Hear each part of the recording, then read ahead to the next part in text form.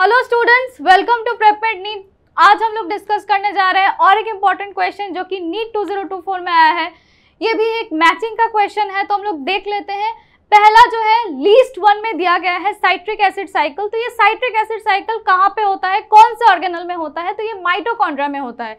तो माइटोकॉन्ड्रिया के कौन से जगह में साइट्रिक एसिड साइकिल होता है? That is a matrix of the mitochondria, वहां पे होता है ये साइट्रिक एसिड साइकिल, जिसका और एक नाम क्या है? Try carboxylic acid cycle. The process was given by the scientist Hans Cribb. So citric acid cycle will go with mitochondrial matrix. The A will be going with 2. Glycolysis. So where does the process of glycolysis occur? The process of glycolysis occurs in the cytoplasm of the cell. Okay, the first time it was given by Gustav Emmerdon, Otto Mehrhoff and J. Parnas, which is also referred to as EMP pathway.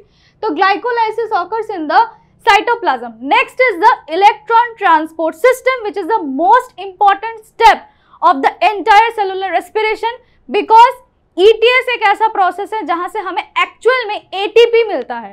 तो ये electron transport system कहाँ होता है? That is inner mitochondrial membrane में electron transport system होता है। तो electron transport system is going with inner mitochondrial membrane, and the most important जिसके वजह से ATP बनता है, that is the proton gradient। तो development of proton gradient कहाँ पे होता है?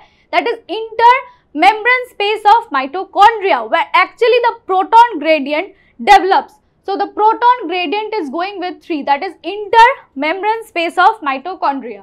So the A is going with 2, B is going with 1, C is going with 4 and D is going with 2. D is going with 3. So A2, B1, C4 and D3. The correct answer of this question is option number 2. Thank you very much. Stay tuned for more updates with PrepMate NEET Hindi.